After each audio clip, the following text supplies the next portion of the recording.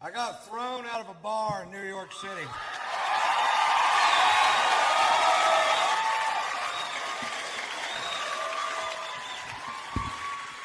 Now, when I say I got thrown out of a bar, I don't mean somebody asked me to leave. We walked to the door together, and I said, bye, everybody, I gotta go. 6 bouncers hurled me out of a nightclub like I was a Frisbee. Those big old bouncers that go home every night, watch Roadhouse, and beat off. You know what I'm talking about? Patrick Swayze's hitting another guy.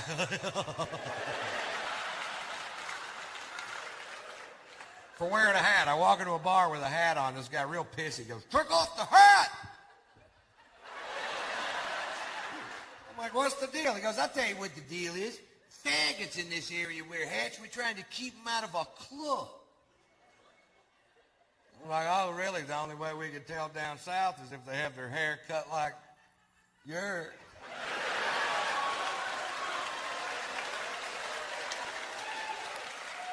And he got all pissed. But he walked away, and I took the hat off, and like an hour later, I'd been drinking, and I forgot. You ever forget? It happened to me. I put the hat back on. The guy comes over to me. Now, I'm between 6'1" and 6'6", depending on which convenience store I'm leaving. I weigh 235 pounds. This guy comes over to me, poking me in the shoulder with 2 fingers, says, you're out of here. I'm like, I don't think so, Scooter. And I was wrong. They hurled my ass. And then they squared off with me in the parking lot, and I backed down from the fight because I don't know how many of them it would have taken to whip my ass. But I knew how many they were going to use. It's a handy little piece of information to have right there. Overkill. Well, they called the police because we broke a chair on the way out the door, and I refused to pay for it. The cops showed up, and at that point, I had the right to remain silent, but I didn't have the ability.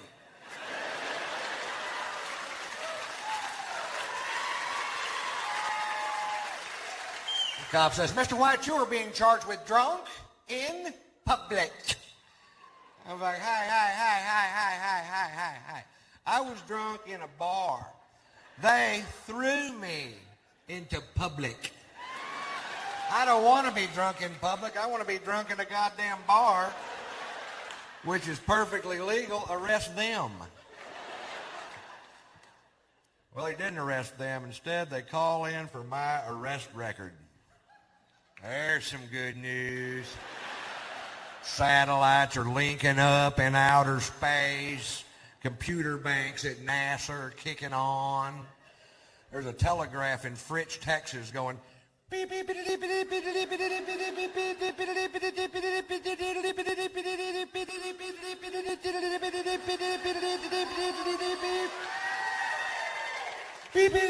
beep. This part takes a while.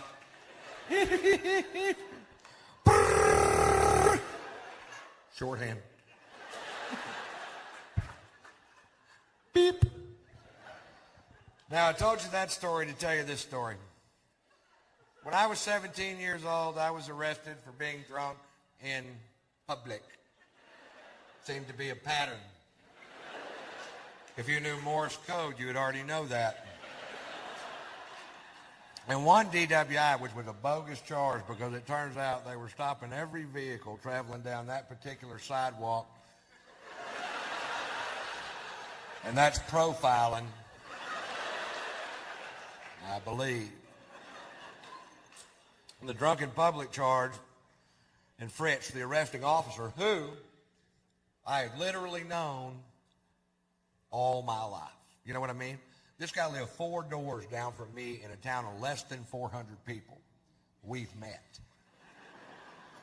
He takes me to jail. When we get there, he asked me if I have any aliases, and I was just being a smart ass and said, yeah, they call me Tater Salad.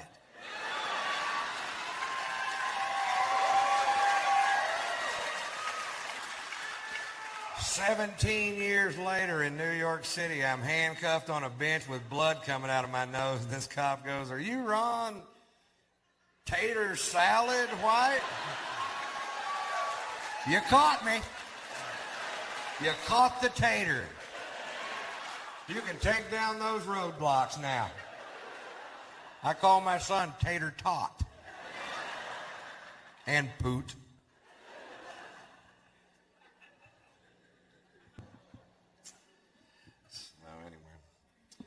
I am a dog lover. Actually, I love my dog. I don't give a shit about your dog. I don't know your dog, man. Your dog could be an asshole. I don't know. Sluggo's an English bulldog. Sluggo, don't jack with me. Great. You know what I do to him when he's asleep? I lift up those big old huge bulldog jowls and I hide M&Ms and shit in there. He wakes up in the morning, he's like, it's gonna be a good day, Tater. He calls me Tater. He's a great dog. He's sick right now, which is a pain in the butt, because if he gets sick, you can't just feed him medicine, he'll spit it out. You gotta hide it in a piece of cheese. I studied him out last year for pick of the litter, and I put him with the female dog for a couple of weeks, and then to make sure it took, I took him down to the veterinarian's office and had artificial insemination done twice. Now, for those of you that don't know, that's where they obtained the semen from Sluggo and put it in the female dog, and now it don't take shit to get old Sluggo to go to the vet. He loves the place. I went down there, the veterinarian had the audacity to say to me, Mr. White, if you'll just come on back here, we'll show you how to do this. And next time, you don't have to bring in the dog. You can just bring in the semen. I'm like, that's okay. You go ahead and jack off the dog. He follows me around too much as it is. Like I'm going to spend the rest of my life with this bulldog. Jack me off! Get out of here, we got company. You did it the other day. Do it yourself. I don't have any thumbs. I don't have any goddamn thumbs. Jack me off, you piece of shit.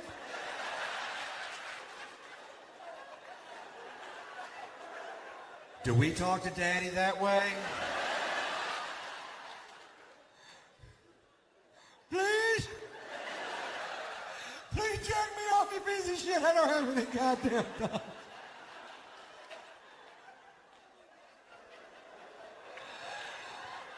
I've lost my mind, haven't I? I'll tell you a little bit more about the demise of my relationship. There was that one thing where I had sex with that girl, but that wasn't the underlying problem. The big problem was, the first problem was this. We lived in a house, and it had a thermostat. That's it. Because I like the temperature of the house between 70 and 75, and she liked the temperature of the house between 75 and 110. And you can't keep tater salad at that temperature.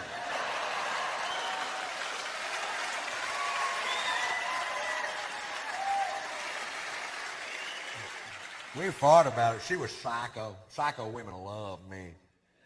We have an argument one night about the temperature of a dwelling. She goes outside with a butcher knife and cuts the tires on my truck. So I drug up an old Polaroid and entered her in Hustler's beaver hunt.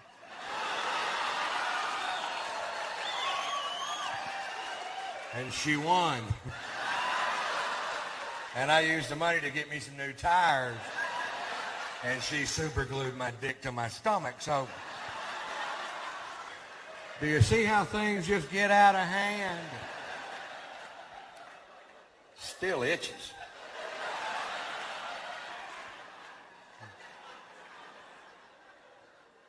What? After 3 years of being married to this woman, I still didn't understand her. She would get mad at me when I was trying to help her. I'll give you an example. Let's say she'd wake up in the morning and be real bitchy.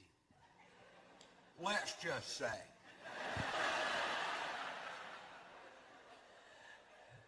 And I knew in my heart she was suffering from PMS. And out of my love for her, I would offer her my doll and tell her, honey, I believe if you eat this my doll, you won't bitch quite so much. She would growl at me and wouldn't eat the my doll. I had to hide it in a piece of cheese. Thanks for playing along. I hope you enjoyed it. You guys were great, man. Thank you very much.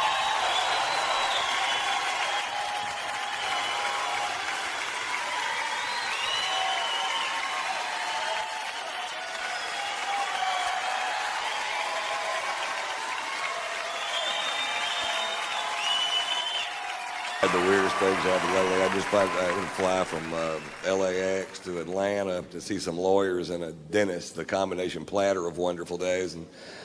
And my plane was broken. And when my plane's broken, my friends do not give a shit. They're like, oh, poor baby. Is your plane broken? You have to take a commercial flight like every fucking buddy else. But it's not like it used to be, or either that or I'm losing touch, you know, because I'm standing in line, I got a first class ticket, and I get up to the front of the line, and there isn't anybody there. It's just a kiosk with a computer terminal, and I'm not good at computers, and I don't want to touch this thing because it's got grease and dirt, and what I can only pray to Jesus is meringue.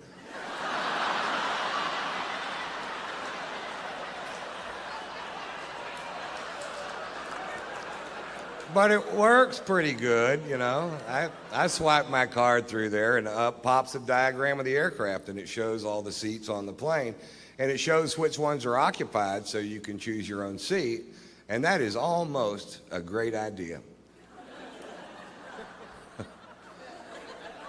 What would make that a great idea is if there was a photograph of the person sitting in that chair.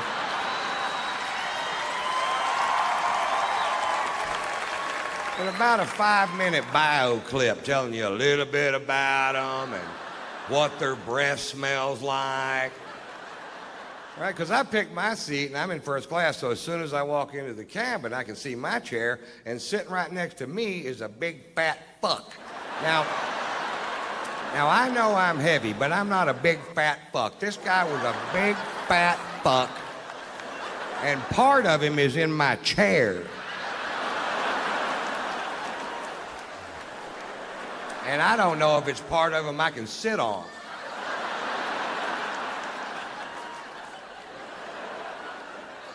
Hey, I've got a little tip for the morbidly obese, and I don't mean to sound cruel, but once you get to 550 pounds, stay home and go for the record.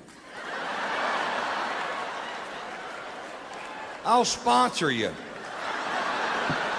Write tatersalad.com on your gut, and I'll send peaches over there. Peaches? Why wouldn't I send pizzas? I'll send peaches in a salad. But where would be the comedy, Mr. White? Oh, so you're all hung up about that, huh?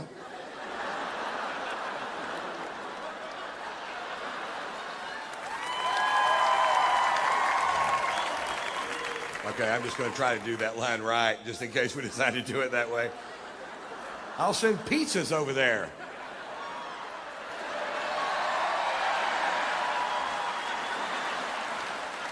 Oh, that is funny. He said pizzas.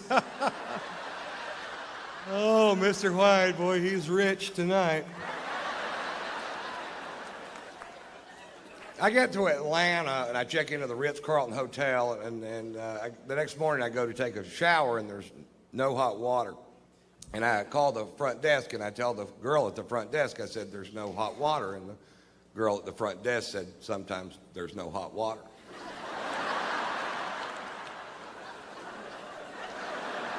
Didn't I just tell you that? I said, I've stayed in $20 a night motels where water was so hot you could cook your nuts with it. He goes, well, every once in a while everybody will wake up at the same time and they all take a shower at the same time and we just run smack out of hot water. You guys didn't think about that. They thought about it at the Motel 6. But that whole concept of people wake up in the morning with shit to do got right by the Ritz-Carlton Hotel.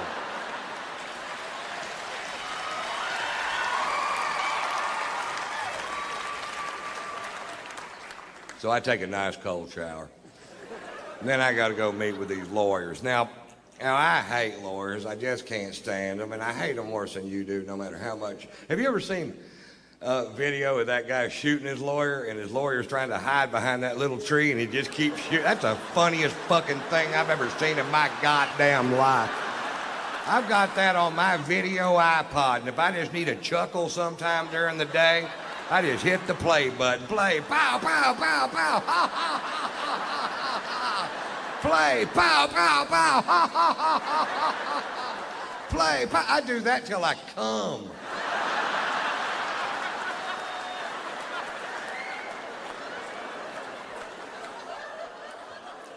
Then I got to go to the dentist. You see how my day's shaping up. Cold shower, lawyers, dentist. The trifecta of fucked up day. And I couldn't eat because of what I had to do there. So now it's 2:30 in the afternoon. Before I finish this story, will admit that I'm in a foul mood.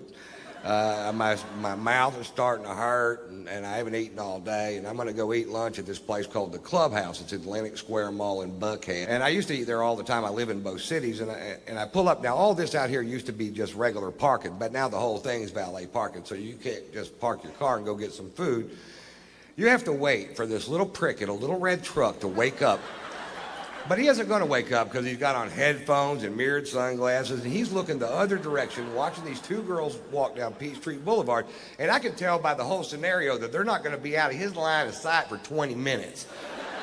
There's nothing going to get in the way. So I'm like, fuck, do your job. And I decided, well, I'll just park the car myself. And the only space I saw was right next to his truck.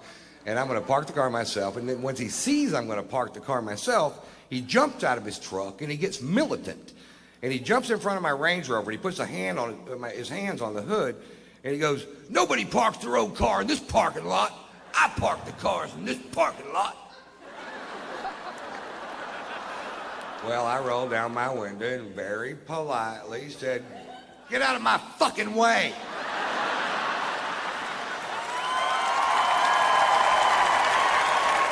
He goes, nobody talks to me like that. You can't park your car in this parking lot. And I said, fuck you. He goes, I'm calling the police. What's your first and last name? I said, it's fuck you. It's F-U-C-K, capital Y-O-U. Fuck you. That's my name. He gets on his radio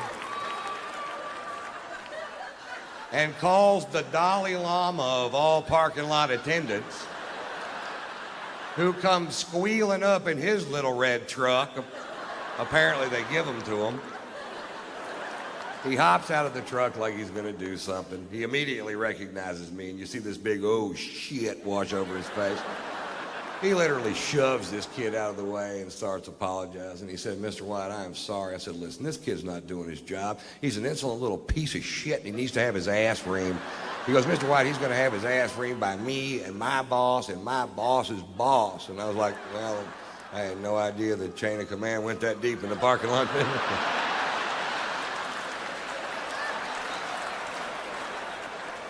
He said, Mr. White, let us take your Range Rover. We'll wash it for you. We'll fill it up with gas. We'll park it, no charge. I said, don't park it here. I don't want this little prick to key it.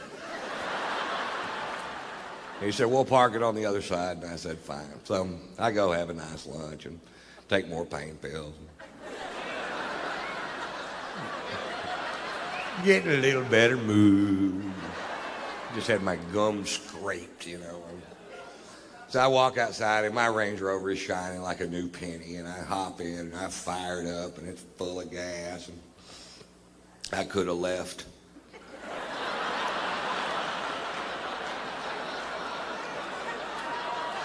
But instead I drove back over there where that kid was. I rolled down my window and he rolled down his window, and I went, how'd that work out for you? Pretty good?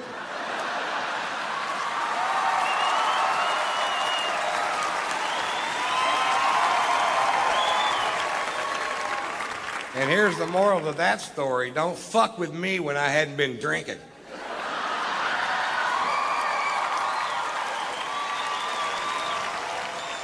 Pulitzer Prize-winning author Norman Mailer died last year at the age of 84 years old. For the last 60 years of this man's life, he drank to excess every day. He was married 6 times. He smoked pot. He stabbed his second wife. And I've never read one of his books, but I got to tell you, I'm a huge fan.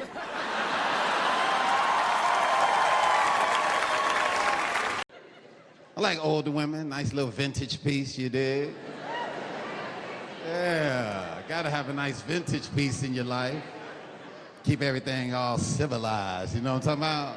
Yeah, love me a nice vintage piece. I love me a woman with more yesterdays than tomorrows.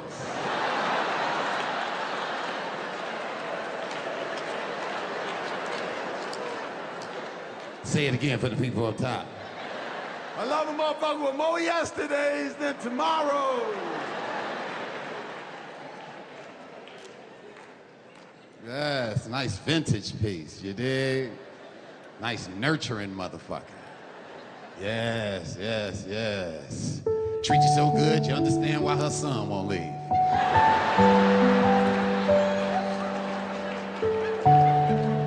Motherfucker, 38, still at home. Moved his girlfriend in.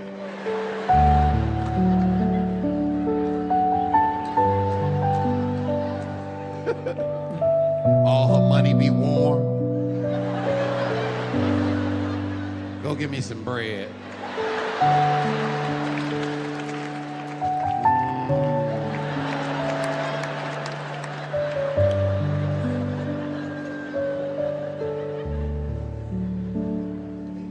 Every time we get in her old ass car, it take us 15 minutes to pull off. 'Cause she gotta find the right CD to play in her book of CDs.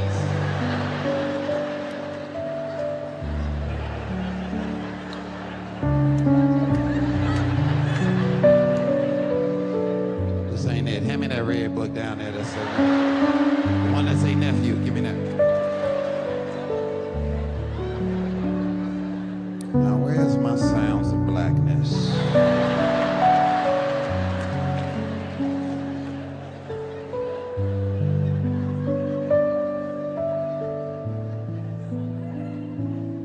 She always making me feel sick. Be coming to my house. Oh, it's hot in here. What you got the heat on? The air's on 65. No, it ain't. You must be sick. Go in there and take some Thermoflu. 3 p.m., nigga. I'm drowsy than a motherfucker. Fucking with this motherfucker and her hot flashes.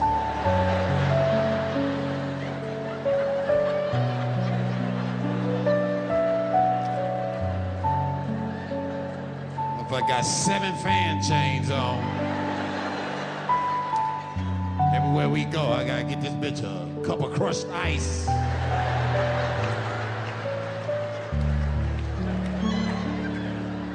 You ever sleep with an older woman? Ooh, they'll wear your ass out, boy. An older woman? Oh, nigga, the hole outlasts the pole on them motherfuckers.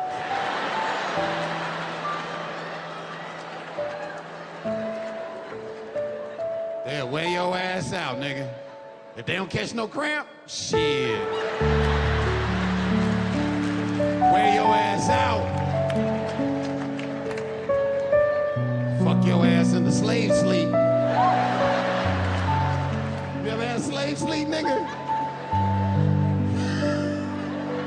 It's an inch from death, nigga. You be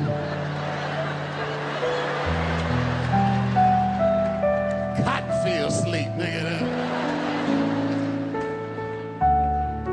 Fuck you to slave sleep. And when you have sex with an older woman, they don't be making a whole bunch of noises and shit, nah. They just give you encouragement.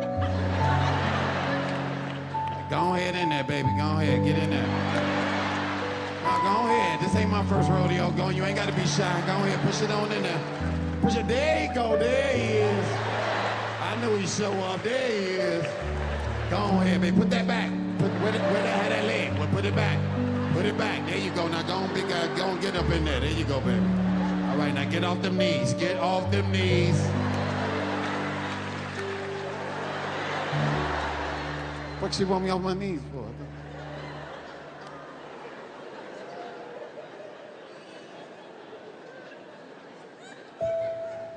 I keep all my vintage women the same. I keep them all farsighted. They can see for miles and miles and miles. But when we in bed together, shoulder to shoulder, and I'm texting hella hoes.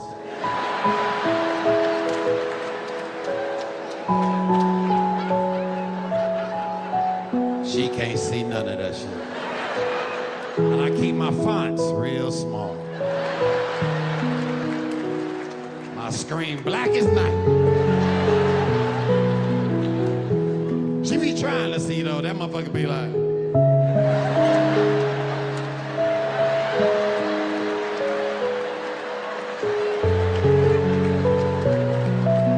Don't strain your brain, bitch. You know you can't see this shit. But when she put on them readers, them Walgreen number 3s, one with the chain on the back of the motherfucker, that bitch is see through my SIM card wearing the motherfucker. Put my phone under the mattress, nigga.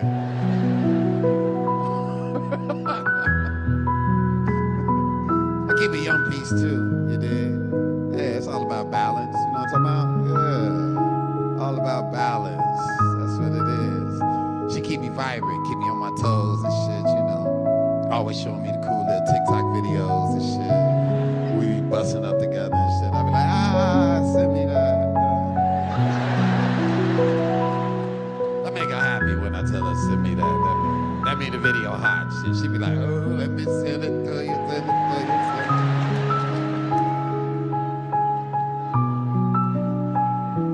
She be playing me all the new music out and shit, and I be blowing her mind because I tell her where all her original samples come from in the song. But like, you know Curtis Mayfield made that, right? Like, what?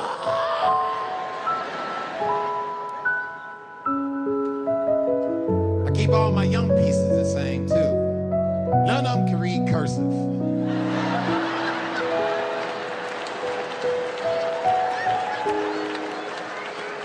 You know they don't teach penmanship in college, right? It's all typity type, type, type. Yeah, they don't know how to read cursive, motherfucker. Cursive is the new pig Latin, nigga.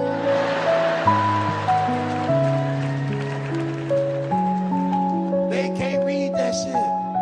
Show a young person a big S in cursive. They don't know what it is. They be like, what's that, an infinity sign? What the fuck is that? They don't know. I be writing love letters to my vintage bitch in front of my little young piece and shit.